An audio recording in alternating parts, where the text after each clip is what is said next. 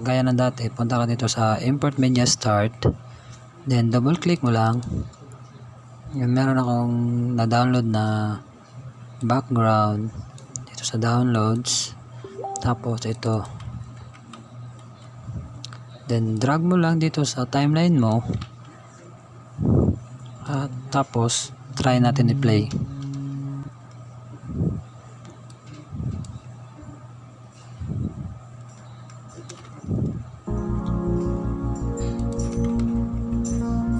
Yan, pero sobrang bagal. So dyan tayo mag-start, dyan, then ito ang result tool, click mo lang or C, right click, then clear, balik ka sa selection tool or V, drag ko sa simula dyan, tapos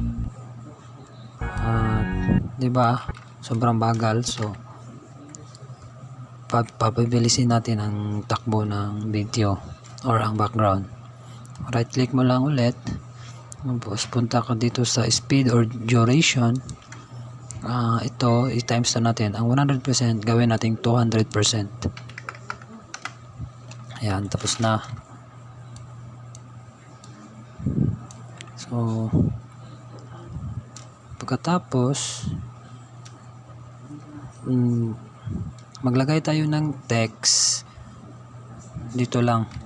Ito file, ito tignan mo yung mouse cursor ko, yan may effects na circle, then click mo lang ang files, new, legacy title, then ito ang width mo, yan lang width.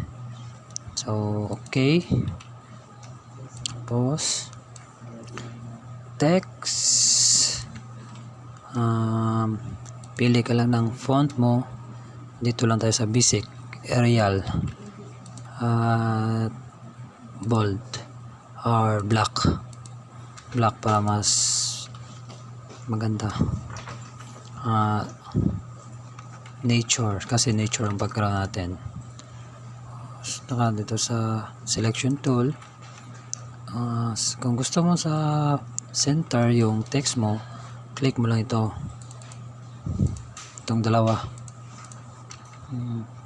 ito, palakihin mo lang kung anong gusto mo. Yan gusto ko, okay na yan. X, then drag mo lang din ulit ito dito, tapos babaan mo hanggang kung saan pantay sila.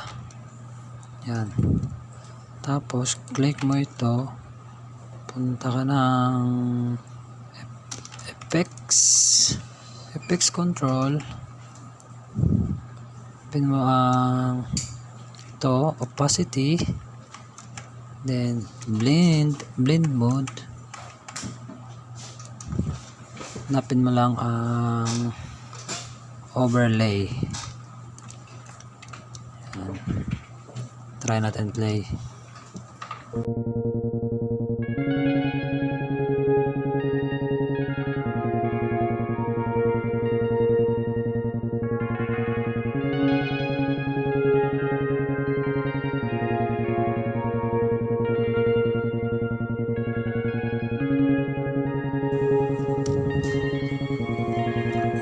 Basic tutorial.